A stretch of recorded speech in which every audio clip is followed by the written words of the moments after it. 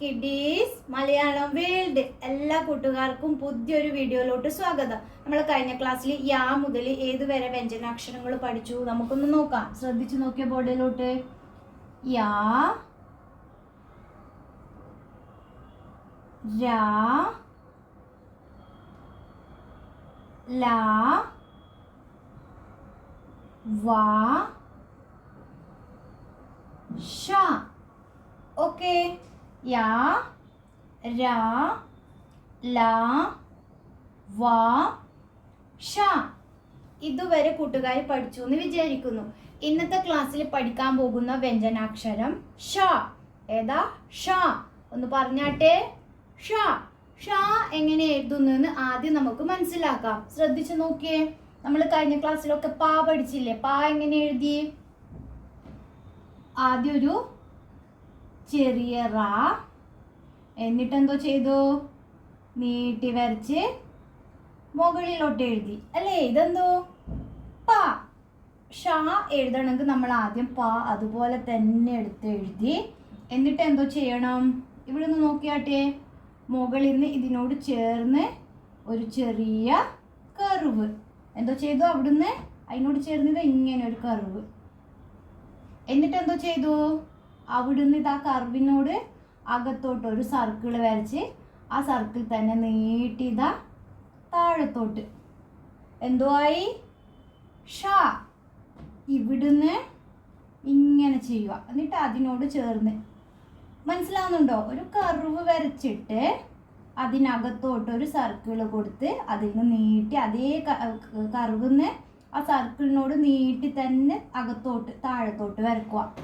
ആ ഒരു പോഷൻ മനസ്സിലായോ? ഏതുവായി? വ്യഞ്ജനാക്ഷരം ഷ. ഒന്നുകൂടി ശ്രദ്ധിച്ചു നോക്കിയേ. നമ്മൾ ആദ്യം എന്തോ എഴുതണം? പ. വലുതാക്കി എഴുതി കാണിച്ചു തരാം, മനസ്സിലാവും.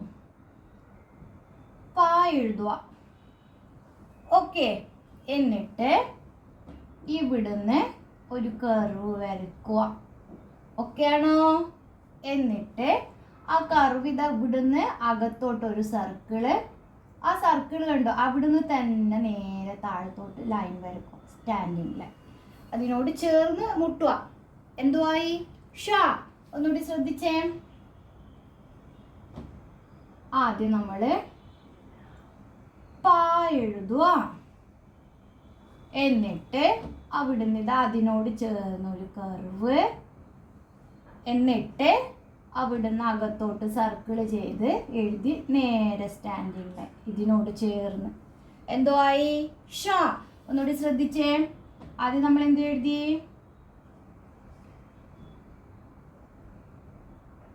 പ എഴുതി. എന്നിട്ട് ഇങ്ങനെ ഒരു കർവ്. എന്നിട്ട് അതിനോട് അകത്തോട്ട് ഒരു സർക്കിള്, അതിന് ചേർന്ന് താഴത്തോട്ട് സ്റ്റാൻഡിങ് ലൈൻ. ഷ. ഒന്നുകൂടി ശ്രദ്ധിച്ചേ. ആദ്യം എന്തോ എഴുതി നമ്മള്? വലിയൊരു പ എഴുതി. എന്നിട്ട് ആ പായിന്നിതാ ഇവിടുന്ന് കർവ് അല്ലേ? എന്നിട്ട് ഇതാ സർക്കിള് അതിനോട് ഇതാ ചേർന്ന് താഴത്തോട്ട് സ്റ്റാൻഡിങ് ഇവിടെ ജോയിൻ ചെയ്യുക. എന്തുവായി? ഷ. ഒന്നുകൂടി ശ്രദ്ധിച്ച് നോക്കിയേ. ആദ്യം എന്തോ എഴുതി നമ്മള്? പ എഴുതി. പ ഓർക്കുന്നുണ്ടോ? ചെറിയൊരു റാ നീട്ടി വരച്ചു, മുകളിലോട്ട് എഴുതി. എന്നിട്ട് ഇവിടുന്ന് ഇതാ ഈ പോയിന്റ് ഉണ്ട്, ഇവിടുന്ന് സർക്കിള് കർവ് കഴിഞ്ഞിട്ട് ആ കർവിന്ന് തന്നെ ഇതാ അകത്തോട്ടൊരു സർക്കിള്, അത് നീട്ടി താഴത്തോട്ട്. എന്തോ ആയി? ഷ. ഒന്നും കൂടി ശ്രദ്ധിച്ചു നോക്കിയേ. പ എഴുതുക. എന്നിട്ട് ഇങ്ങനെ എഴുതുക. ഓക്കെ അല്ലേ? ക്ലിയർ അല്ലേ? ഏതോ പഠിക്കുന്നേ? വ്യഞ്ജനാക്ഷരം ഷ. ഒന്നുകൂടി ശ്രദ്ധിച്ചു നോക്കിയേ. പ എഴുതി, അതിൽ നിന്ന് കർവ്, എന്നിട്ട് ഇതാ സർക്കിൾ വരച്ച് നേരെ താഴത്തോട്ട്. കൈവിടാതെ എങ്ങനെ എഴുതാം? നമുക്ക് പെൻസിൽ എടുക്കാതെ ഇങ്ങനെ വരച്ച് അതിനോട് ചേർന്ന് ഇങ്ങനെ. ഏതോ ആയി? വ്യഞ്ജനാക്ഷരം ഷ. മനസ്സിലായോ? ഒന്നുകൂടി പറഞ്ഞു തരാം, ശ്രദ്ധിച്ചു നോക്കിയേ. വലുതായിട്ട് എഴുതി കാണിച്ചു തരാം, ശ്രദ്ധിച്ചു നോക്കുക. ആദ്യം ഇതാ നമ്മൾ പാ എഴുതുക. ഓക്കെ, എന്നിട്ട് ആ പായിന്നിതാ ഇവിടുന്ന് ഒരു കർവ് വരക്കുക. ഓക്കെ, എന്നിട്ട് അതിൽ നിന്ന് സർക്കിൾ വരച്ച് നേരെ താഴത്തോട്ട് എഴുതുക. ഷ. ശ്രദ്ധിച്ചു നോക്കിയേ. പെൻസിൽ എടുക്കാതെ എങ്ങനെ എഴുതാം? നമുക്ക് ഇങ്ങനെ പാ എഴുതിയിട്ട് അതിൽ നിന്ന് ഇതാ കർവ് വരച്ച് ഇങ്ങനെ ചെയ്യാം. മനസ്സിലായോ? ഇതാണ് വ്യഞ്ജനാക്ഷരം ഷ. ശ്രദ്ധിക്കുക, ആദ്യം നമ്മൾ പാ പഠിച്ചത് അതുപോലെ എടുത്തെഴുതുക. പാ, വ്യഞ്ജനാക്ഷരത്തിലെ പാ. എന്നിട്ട് ആ പാ എഴുതിയിട്ട് ഇവിടുന്ന് ഇങ്ങനെ കർവ് വരച്ചിട്ട് അതിനോട് ചേർന്ന് ഒരു സർക്കിള് നേരെ താഴത്തോട്ട് സ്റ്റാൻഡിങ് ലൈൻ ഇവിടെ ജോയിൻ ചെയ്യുക. അത്രയേ ഉള്ളൂ, സിമ്പിളാ. ശ്രദ്ധിച്ചാൽ ഒന്നുകൂടി നോക്കിയേ.